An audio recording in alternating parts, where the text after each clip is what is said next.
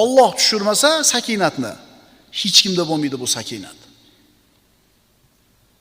Demak, sakinat bu Alloh tomonidan beriladigan in'om, hadiya.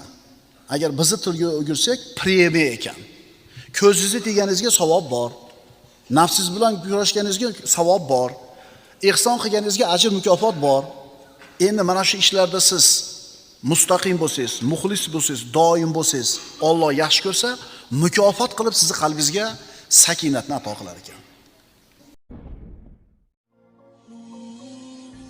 Assalomu alaykum aziz birodarlarim. Videoni keng tarqalishi uchun like bosishni unutmang. Payg'ambarimiz alayhissalom sababchi bo'lgan qilgan bilan barobardir deganlar. Inshaalloh bu sabab siz ham ajrga ega bo'lasiz. Vassalomu alaykum va rahmatullohi va barakatuh. Bismillahirrohmanirrohim. Alhamdulillahi robbil alamin. Vassalatu vassalamu ala ashrafil mursalin va ala alihi va ashabihi ajma'in. Amma ba'd. Assalomu alaykum va rahmatullohi ta'ala va barakatuh. Tazkiyatun nafs darslarimizdan birodarlar, bugun yangi mavzuni boshlaymiz. Bugungi mavzuyimiz sakinat. 21-asrning vabosi bu stress deyiladi. 21-asrning chumasi, vabosi stress deyiladi. Odamlarni asabiy ekanligi, asablarni tarang ekanligi, bir pasda bir jahl chiqib ketishligi, o'zini tutib tura olmasligi. Bitta gap kam, ikkita gap ko'p. 1,5 ta gap istash kerak. Ana shu katta shaharlarda yashaydigan odamlarning ko'pchiligida mana shu sakinat degan narsa yo'qligini ko'rasiz. Doim nervinli. Menga tegma deb turadi. Bu katta shaharlarda. Endi qishloqlarda, kichkinaroq shaharlar yoki mana shu biz aytgan qishloqlarda yashaydigan odamlarni qarasanglar, ularda mana shu sakinat ko'proq katta shaharlarda yashaydiganlardan ko'ra. To'g'rimi? Bu sakinat dehqonda bor, cho'ponda bor. Sakinat haqida Qur'oni Karimda bir qancha oyatlar nozil bo'lgan. Ularni o'qiymiz, ularning sharhlarini ko'ramiz. Mana shu sakinatga hozirgi kunda odamlar naqadar muhtoj. Osoyishtalik, qalbning xotirjamligi, og'ir bosiqlik, viqor, salobat. Aytiladiki, sakinat manzilati mavohibdir, makosib emas. Sakinat mavohib, makosib emas. Sakinat nima? Sakinat xotirjamlik, qalbning osoyishtaligi, og'ir bosiqlik, munosabatlarda muloyimlik, yumshoqlik, viqor va salobat. Banda, mo'min banda amal qiladi. Alloh taolo mana shu amaliga ajr savob beradi, mukofotlaydi. Alloh tomonidan ato qilinadigan narsa mavohib deyiladi. Sakinat ana shu mavohiblardan. Bandani o'zining kasbi, amali, harakati bilan unga keladigan narsa makosib deyiladi. Istiqoma, mustaqim bo'lishlik kishining makosiblaridan, o'zi mehnat qiladigan, o'zi harakat qilib qo'lga kiritadigan ishlardan. Halol pul topish bu makosiblardan, inson o'zi harakat qilib qo'lga kiritadigan narsalardan. Havoyi nafsiga qarshi mujohada qilishlik ham makosiblardan. Agar soddaroq qilib aytsak, bandani sa'yi harakati va mehnati ortidan qo'lga kiritadigan narsasi makosib deyiladi. Buni misoli, ishxonada ishladingiz, shu qilgan ishingizga beriladigan maosh, oylik, ish haqi makosib deyiladi. Tushundingiz-a? O'zingiz harakatingiz bilan qo'lga kiritdingiz. Shu ishni qildingiz, oldingiz xizmat haqini. Endi Alloh tarafidan mukofot tariqasida keladigan narsa mavohib deyiladi. Premiya. Makosib banda o'zini harakati bilan qo'lga kiritadigan narsasi. Bu oylik, maoshga o'xshaydi. Makosib unga berilgan mukofot, premiyaga o'xshaydi. Tushundinglar-a? Mavohib, makosib. Makosib bu oylik ish haqiga o'xshaydi. Mavohib uni ustidan beriladigan mukofot bo'ladi. Demak, mavohib Alloh taoloni bir bandasini mukofotlab qo'yishi ekan. Sakinat mavohibdir. Sen Alloh tarafiga qarab yurasan, Alloh taolo senga qalbingga tajalli qiladi, seni mukofotlaydi. Sen mustaqim bo'lishga intilasan, u senga ikrom ko'rsatadi. Bu ham mavohib, mukofot. Demak, istiqoma makosib ekan, takrim, ikrom ko'rsatilishi esa mavohib ekan. Bir oy ishladingiz, oyligingiz bor va uning ustidan mukofoti bor. Ko'zni tiyish makosib. Endi uning orqasidan qalbga halovatni kelishi mavohib. Mavohib boshqa narsa, makosib boshqa narsa. Xulosa, mavohib makosibning samarasi, mevasi. Biz bu darslarimizda birodarlar Qur'oni Karim oyatlarini o'qib o'rganamiz. Qur'on hamma narsa. Shuning uchun biz bir mavzuga tegishli oyatlarni tanlab olamizda, ularni tafsir qilamiz. Mana muhabbat haqidagi oyatlarni avvalgi darslarimizda o'qib o'rgandik, tafsir qildik. Ixlos haqidagi oyatlarni tanlab oldik, o'qidik, o'rgandik. Mana endi birodarlar, sakinat haqida tushgan oyatlarni o'qiymiz, o'rganamiz. Demak, bu darslarimizni o'zgachaligi bor. Har bir mavzuga tegishli bo'lgan oyatlarni tanlab, alohida o'qib o'rganib chiqamiz.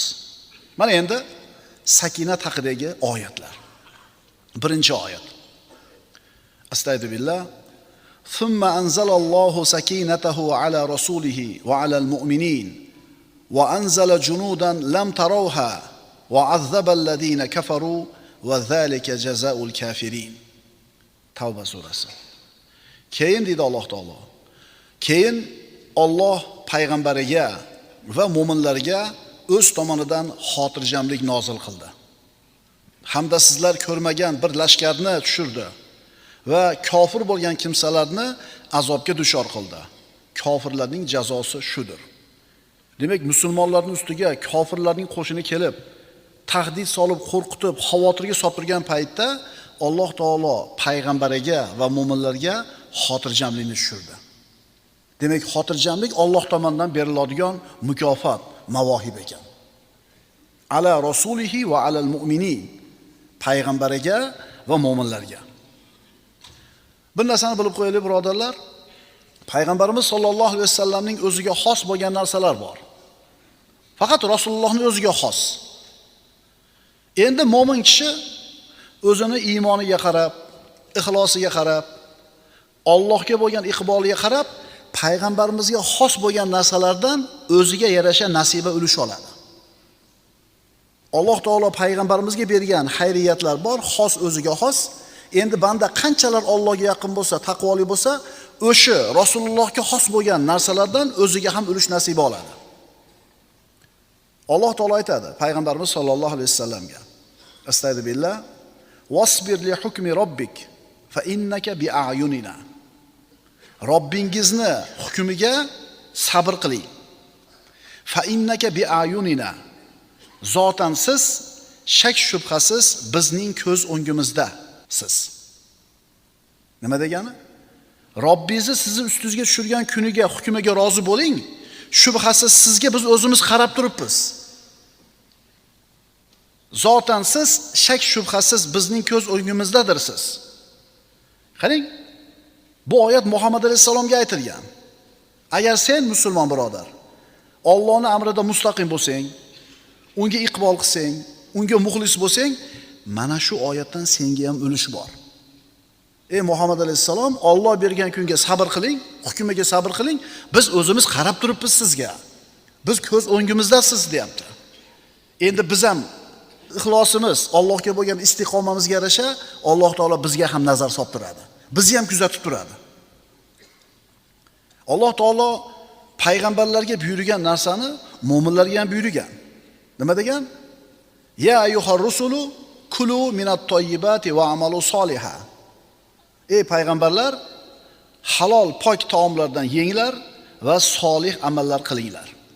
Payg'ambarimiz aytadilar, Alloh payg'ambarlarga buyurgan narsani mu'minlarga ham amr etdi. Modomiki sen musulmon sifatida ana shu payg'ambarlarga buyurilgan narsani qilar ekansan, Alloh senga ana shu anbiyolarga ato qilgan narsalardan ba'zilarini ikrom qilib, hadiya qilib berib qo'yadi. Masalan, mo'jizalar payg'ambarlarga berilgan. Mo'jizalar bu g'ayri oddiy ishlar, tabiat qonunlariga teskari keladigan ishlar, Allohdan boshqani hech kimning qo'lidan kelmaydigan ishlar.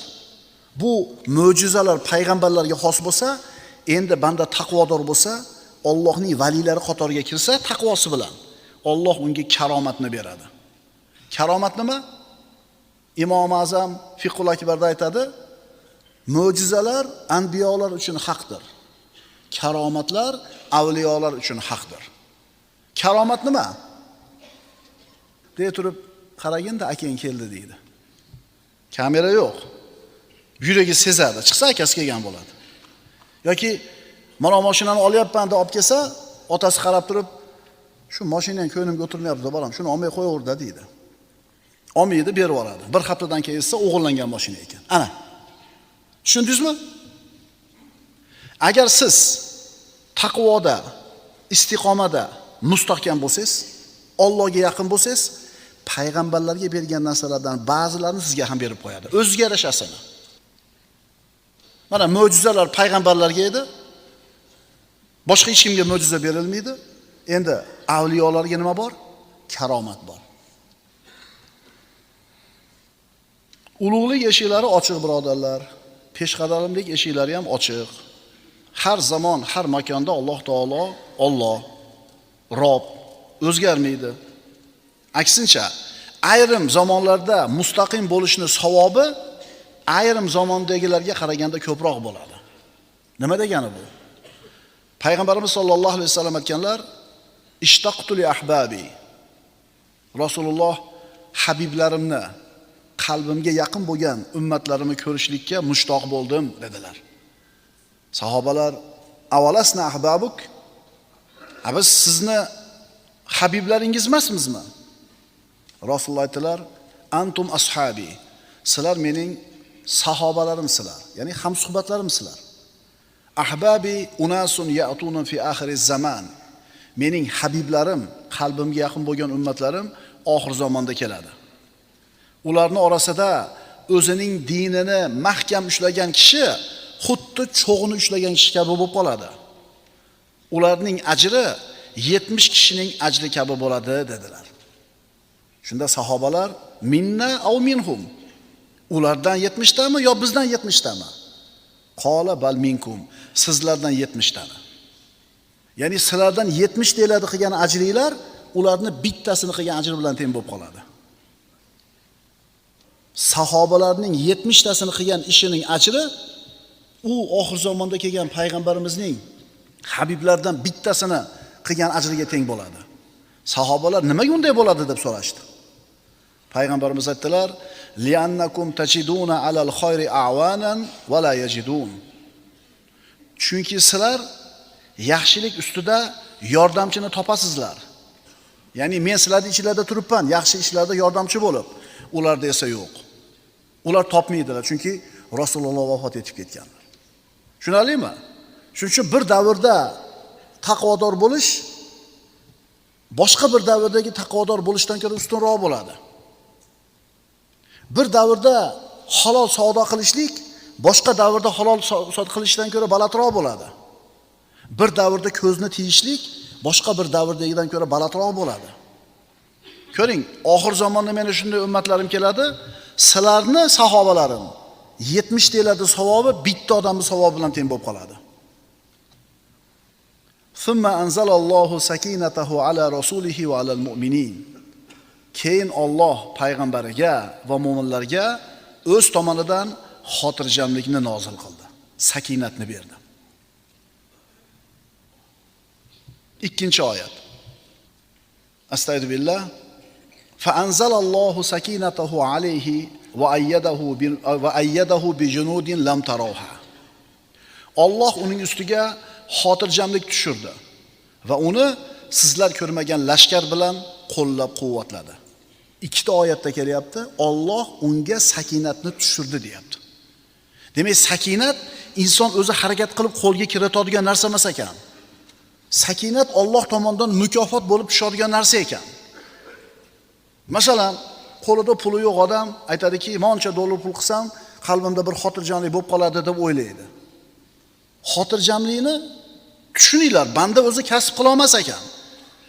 Xotirjamlik, sakinat Alloh tomonidan berilar ekan. Kimga? Mustaqim bandalariga. Masalan, o'sha puli ko'p odamlar bor. O musulmon bo'lsin, musulmon bo'lmasin, katta pul egalari bor.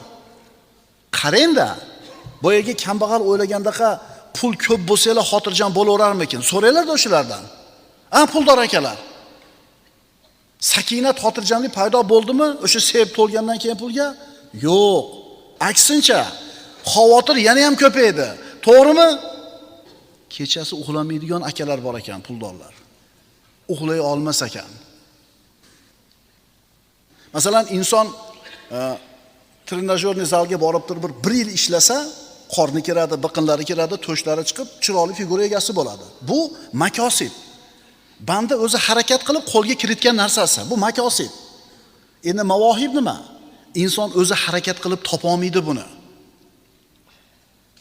Boshqa solih amallarni zo'r qilib taqvoda mustaqim bo'ladi. Alloh tomonidan shu taqvosi uchun berilgan mukofot u, premiya u, tushuning. Alloh tushirmasa sakinatni, hech kimda bo'lmaydi bu sakinat. Demak, sakinat bu Alloh tomonidan beriladigan in'om, hadiya. Agar bizni tilga o'girsak, premiya ekan. Ko'zingizni teganingizga savob bor. Nafsingiz bilan kurashganingizga savob bor. Ihson qilganingizga ajr mukofot bor. Endi mana shu ishlarda siz mustaqim bo'lsangiz, muxlis bo'lsangiz, doim bo'lsangiz, Alloh yaxshi ko'rsa, mukofot qilib sizni qalbingizga sakinatni ato qilar ekan. Aqulu qawli hada va astagfirulloh li va lakum. Assalomu alaykum va rahmatullohi ta'ala va barakatuh. Bismillahirrohmanirrohim. Alhamdulillahi robbil alamin. Wassalatu wassalamu ala ashrafil mursalin va ala alihi va ashabihi ajma'in. Amma ba'd. Assalomu alaykum va rahmatullohi ta'ala va barakatuh. Tazkiyatun nafs, nafsni poklash darslarimizdan birodarlar, sakinat manzilatini boshlagan edik, davom etamiz. 3-oyat. Astaidu billah. Huvallazi anzala as-sakinata fi qulubil mu'minin liyazdadu imanan ma'a imanihim. Walillahi junudus samawati wal ard va kana Allohu aliman hakima. Mana Alloh azza va jalla Qur'onda bir qancha oyatlarda sakinat haqida siz bilan bizga xabar berdi. Sakinat bu qalbning xotirjamligi. Sakinat mavohiblardan dedik, makosiblardan emas. Makosib banda o'zi mehnat qilib, harakat qilib qo'lga kiritadigan narsa bo'lsa, makosib undan balandroq narsa. Bandaning qilgan mana shu sa'yi harakati uchun Alloh taolo mukofot tariqasida beradigan narsa mavohib deyiladi. Sakinat ana shu makosiblarning samarasi. U Alloh o'z iymon ishonchlariga yana ishonch qo'shishlari uchun mo'minlarning dillariga sakinat, orom tushirgan zotdir. Osmonlar va yer qo'shinlari yolg'iz Allohnikidir. Alloh bilim va hikmat egasi bo'lgan zot. 4-oyat. Astagfirullah. Laqad radiyallohu anil mu'minina id yubay'unaka tahta ash-shajara. Fa'alima ma fi qulubihim fa'anzala as-sakinata 'alayhim va athabahum fathan qariba. Fath surasi. Payg'ambarimiz sollallohu alayhi vasallamga mana sahobalar Hudaybiya kunida daraxt ostida bay'at berishdi. Mana ular haqida Alloh taolo xabar berib aytadi: "Ey Muhammad alayhisalom, dar haqiqat Alloh mo'minlardan ular daraxt ostida sizga bay'at qilayotgan vaqtlarida rozi bo'ldi. Bas, u zot ularning dillaridagi narsa, sadoqat va vafoni bilib, ularga sakinat va orom tushirdi va ularni yaqin g'alaba va o'zlarigina oladigan ko'pdan ko'p o'ljalar bilan mukofotladi. Alloh qudrat va hikmat sohibi bo'lgan zot." Sahobalarning qalblaridagi sadoqat va vafoni Alloh ko'rdi. ularning qalblariga sakinatni tushirdi. Mana ko'ring, ana shu payg'ambarga bo'lgan vafosi va sadoqatiga mukofot qilib Alloh sakinatni tushirdi. Aytyapmiz-ku, banda u sakinatni o'zi harakat qilib, sa'y harakati bilan, mehnati bilan qo'lga kirita olmas ekan. Sakinat Alloh tomonidan beriladigan mukofot. Kechagi darsimizni sodda qilib tushuntirdik. Bandani qilgan amallariga Alloh taolo beradigan savob, ajr, bu ishchini ishlagan oliy maoshi bo'lsa, endi mavohib o'sha ishchini ishlagan oligidan tashqari ustiga beriladigan mukofoti, premiyasi o'zbekcha qilib aytganda. Demak, mavohib bu makosib emas.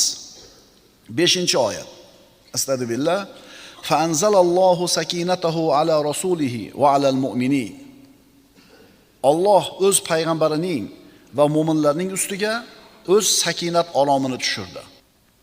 Demak, sakinat Alloh tomonidan keladigan mukofot bo'ladi. Bu oyatlarda hammasida sakinat haqida so'z ketdi. Thumma anzalallohu sakinatahu ala rasulihi va alal mu'minin. Fa anzalallohu sakinatahu alayhi va ayyadahu bi junudin lam tarawha. Huwa alladhi anzala as-sakinata fi qulubil mu'minina liyazdadu imanan ma'a imanihim. Qur'oni Karimda bir mavzu haqida so'z ketdimi? Demak, bu mavzu hazlaka mavzu bo'lmaydi. Sakinat haqida bir qancha oyatlar tushdimi? Demak, bu hazlaka mavzu emas. Bu oyatlar hammasi qanday holatda nozil bo'ldi? Qanaqa shart-sharoitda? Rasululloh va mu'minlarning ustlariga qo'rquv, iztirob, xavotir, mashaqqat yog'ilib turgan paytda. Tushunarlimi? Sakinat qachon tushar ekan? Mo'minning qalbida shu xotirjamlik yo'q bo'lib, qo'rquv, iztirob bo'lib turgan paytda Alloh tomonidan mukofot bo'lib tushar ekan. Bu oyatlarni birlashtiradigan bitta narsa mo'minlarning ustiga mehnat, mashaqqat, qiyinchilik yog'ilib turgan paytda Alloh ularga sakinatini yuborishiga xabar berilyapti. Endi inson dunyoda yashar ekan, albatta ustiga bir musibatlar keladi, qiyinchiliklar, mashaqqatlar. Mana shunday holatda inson o'zini yo'qotib qo'yadi, iztirobga tushadi, dovdirab qoladi. Mana shunday holda nima ish qilish kerakligini bilmay qoladi. Ammo mo'min mana shunday holatda Robbis tomonidan yuboriladigan sakinatga ega bo'ladi, u xotirjam bo'ladi. Mana shunday bir mashaqqat, qo'rquv, xavotir, vahima kelgan paytda mo'min banda Allohga qanchalar yaqin bo'lsa, islomida, iymonida qanchalar mustaqim bo'lsa, taqvosida qanchalar mustahkam bo'ladigan bo'lsa, shunga yarasha Alloh taolo unga sakinatni tushiradi. Xotirjam bo'ladi. Kim aytgani bo'ladi deydi? Alloh aytgani bo'ladi deydi.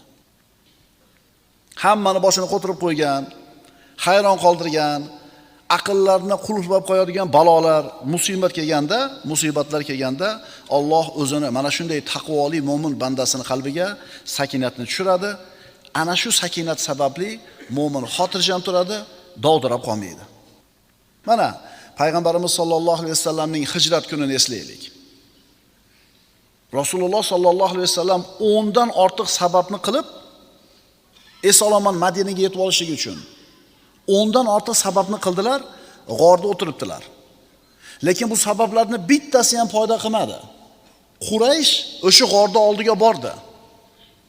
Rasululloh sollallohu alayhi vasallam va Abu Bakr Siddiq radhiyallohu anhu ularning oyoqlarini ko'rib turishar edi. Shunda Abu Bakr Siddiq xavotirga tushdi, yig'ladi. Nimaga yig'layapsiz ey Abu Bakr? Ya Rasululloh, agar engishib bittasi oyog'ini tagiga qaraganida bizni ko'rib qolar edi. Payg'ambarimiz nima dedilar? Mana Alloh tomonidan tushirilgan sakinatki, iz yaqulu li sohibihi la tahzan. Innalloha ma'ana. O'shanda o'zining sohibiga aytgan edi, mahzun bo'lmang, zero Alloh biz bilan birgadir. Mana haqiqatan qo'rquv holati, xavotir. 10 ta odammi, 20 ta odammi mushriklar chiqib g'orda oldiga kelishdi. Izlar shu g'orga kirib ketayotganligini ko'rishdi. Lekin bittasi engashib qaramadi. Mana shunday bir xatarli holatda qalbida sakinati bor payg'ambarimiz sollallohu alayhi vasallam o'zini hamrohini nima qilyaptilar? Tinchityaptilar. Xotirjam bo'ling. Ma zannuka ya Abu Bakr bi isnayn Allohu salisuhuma. 3-sherigi Alloh bo'lgan ikkita odam haqida qanday gumondasiz ey Abu Bakr? Ana sakinat. Xandaq kuni, Hunayn kuni, Hudaybiya kunlari. Bularni bari musulmonlar uchun mashaqqatli, istirobli, qo'rquvli kunlar edi, shiddatli kunlar edi. Alloh hammamizni o'zini ofiyatda saqlasin, lekin bandamiz boshimizda har xil kunlar bor. Mabodo mana shunday bir mashaqqatli, qo'rquvli kunlar kelib qoladigan bo'lsa, agar biz mo'min bo'ladigan bo'lsak, chinakam mo'min bo'ladigan bo'lsak, Alloh tomonidan albatta sakinat keladi. Qalbimiz xotirjam bo'ladi. Birodarlar, biz namoz haqidagi ilmni bir o'rganamiz, bo'ldi. U o'zgarmaydigan ilm. Sarf, nahv, arab tili grammatikasini o'rganamiz, bo'ldi. Qiyomatgacha bir xil turadi. Ro'zani fiqhini o'rgandik, zakotni fiqhini o'rgandik, tamom. Bu o'zgarmay bir xil turadi. Ammo birodarlar, nafs tarbiyasi, qalb tarbiyasining ilmi juda ham muhim. Chunki qalb bir xil turmaydi hech qachon. Doim nima bo'lib turadi? O'zgarib turadi. O'zichi bu nafs tarbiyasi bilan, qalb tarbiyasi bilan jiddiy shug'ullanaman degan odamga juda ham oson retsepti bor. Nafs xohlayotgan narsani qilmaysiz, xohlamayotgan narsani qildirasiz. Bo'ldi. Nafs nima deyapti hozir? 8 rakatdan keyin. Ha, endi bunday kekirtadan shunday ushlasangiz, o'lib qolmaydi. Bir joyi uzilib tushmaydi. Endi o'sha kekirtadan usholmagan, nafsini gapiga kirgan odam shattirib chiqib ketaveradi. Lekin urushmayapmiz. Kelganlarga rahmat, 8 rakatga bo'lsa ham. Kecha ham aytdim bu narsani. Faqat endi o'sha 8 rakatga loyiq ekansizlar, u yog'iga tura olmayapsizlar. Endi 20 rakat turganlar shunga loyiq bo'lganligi uchun turibmiz emas. Yo'q, Alloh bizni shu yerga turgizib qo'yapti. Alloh shu yerda turadigan quvvatni beryapti, sakinatni beryapti, turibmiz. Tushundinglarmi ukalar? Nafsni tarbiyasini formulasi juda ham oson. Agar ikki og'iz gap bilan gapirish kerak bo'lsa, u xohlayotgan ishni qilmaysiz, xohlamayotgan ishga majbur qilasiz. Bo'ldi. Bir kun qiylanasiz, 2 kun olishasiz nafsingiz bilan, 3 kun olishasiz shaytoningiz bilan, keyin nafs ko'nikib qoladi. To'g'rimi, sigaretni tashlagan akalar? 3 kun, 4 kun qiylangansizlar, keyin nima bo'ldi? Ana shu sakinat birodarlar, bizni Allohga bo'lgan iymonimiz, ixlosimiz va istiqomamizga bog'liq bo'ladi. Shuni unutmaslik kerak. Qanchalar Alloh yaxshi ko'rgan taqvoli banda bo'lasiz, shu sakinat shuncha ko'proq tushadi sizga. U sakinat kimga beriladi? Rohatli, yengil, oson kunlarida Allohni tanigan mo'minlarga. Yengil, farog'atli kunlarda Allohni tanigan bandalar, bunaqa bandalarning ustiga mashaqqat kelsa, shu kunlarda Alloh taolo ularni taniydi, biz aytayotgan sakinatni beradi. Hadis sharifda aytilganidek, yengil kunlaringda Allohni tanigin, yengil kunlaringda Allohni tanigin, yaxshi kunlaringda, mashaqqatli qiyin kunlaringda Alloh seni taniydi. Allohga inobat qilish degani Allohga qaytish degani. Allohga iltijo qilish degani, Allohga yolvorish degani inobat. Inobat 2 xil bo'lar ekan. Rububiyat inobati, ulug'iyat inobat. Rububiyat inobatini hamma qilar ekan. Mo'minmi, kofirmi, erkakmi, ayolmi, olimmi, omimi, boymi, kambag'almi, millati, irqi qanaqa bo'lishidan qat'iy nazar odam zoti borki, rububiyat inobatini qiladi, iltijosini. Qachon qiladi? Samolyot silkinishni boshlaganda ateist ham nima deydi? Ey Rob deydi. Kemaga chiqib, katta to'lqinlarga kema urilib, chaqalib, to'ntarilib ketishiga xavotir bo'lganda ey Xudo deydi. Ateistlik ham esdan chiqib qoladi. Mulhidligi ham yoki dinsizligi ham. Bu majburiyatdan-da. Allohni tanimaydi, lekin boshiga musibat tushganda Alloh deydi. Endi ulug'iyat inobat qanaqa bo'ladi? Yengil kunlarida ham Allohni taniydi, yengil kunlarda Allohning hukmida, yengil kunlarda Alloh taologa yaxshi ko'rib ibodat qiladi. Endi bunaqa bandasini Alloh qiylangan kunida albatta o'zini holiga tashlab qo'ymaydi. Tushunarlimi? Yengil kunlaringda Allohni eslagin, Allohni tanigin, Alloh ham seni nima qiladi? Taniydi, eslaydi. Ulamolardan biri aytadi: ustimga mashaqqat kunlari keladigan bo'lsa, sakinat haqidagi oyatlarni o'qiyman. Ana shu narsani o'qir ekan, ustimga qiyinchilik kelganda shu sakinat oyatlarini o'qib, uni ta'sirini hayotimda his qildim deydi. Mana shu nasihat ko'rsatma, birodarlar. Agar ishlar og'irlashsa, qalb iztirobga tushsa, sakinat oyatlarini tilovat qiling. Bu sakinat Alloh taolo mo'min bandalarga ato qilgan in'omi bo'ladi. U mo'minlarga xos bo'ladi. Sakinatning ta'rifi. Sakinatning asli xotirjamlik va viqor. Xotirjamlik va viqor. Masalan, falonchi odamda sakinat bor desa, demak uni qalbi xotirjam, ichi xotirjam, ustida viqor bor. Haybat bor, salobat bor. Baqir-chaqir qilish, qo'rqish, yig'i solish, asablarda buzilishi bu birodarlar sakinatni ziddi. Sakinatni nozik ta'rifi. Qalbda xotirjamlik va a'zolarda sokinlikni bor bo'lishi. Insonning ichi ham osoyishta, tashqi ham osoyishta. Bilasizmi, shunday bir aktyor odamlar bor. Asabi o'lgan, g'azabi qaynab turibdi. Ichida vulqon qaynab turibdi-yu, ammo tashqarisida xotirjam tura oladi. Biz bunaqa, bu aktyor bu. Biz bunaqa xotirjamlikni aytmayapmiz. Biz aytayotgan xotirjamlik, sakinat ustida qanday osudalik, viqor, xotirjamlik bo'lsa, qalbida ham shu narsa bor. Mo'min banda osoyishta bo'ladi, sokin bo'ladi. Xuddi salobatli bir tog'dek. Mo'min jazavaga tushmaydi, vahimaga tushmaydi, panika qilmaydi, yiqilib qolmaydi, o'zini yo'lidan chiqib ketmaydi, idish tovoqni yerga urmaydi, eshikni tepmaydi, so'kinmaydi, xotirjam bo'ladi, halim bo'ladi. Mana shu kishini muomalada, odamlar bilan qilayotgan muomalasida muloyim, halim bo'lib turganligi uni qalbida sakinat borligiga bir ishora bo'ladi.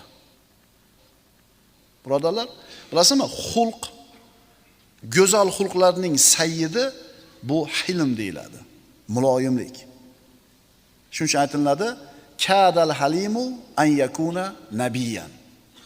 Halim odam, muloyim odam nabiy bo'lishiga sal qoladi.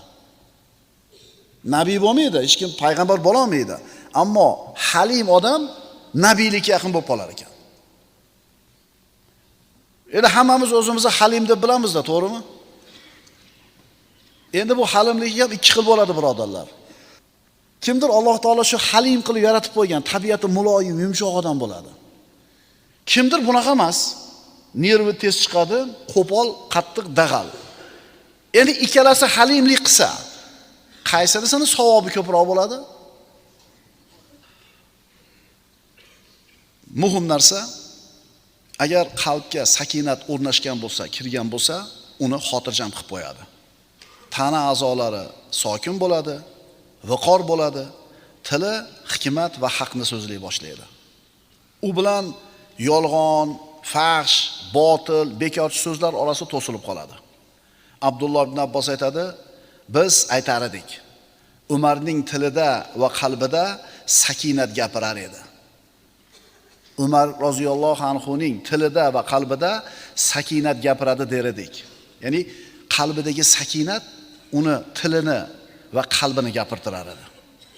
Birodarlar, sakinat nima desa, samarasiga qarab turib bilib olishimiz kerak bo'ladi.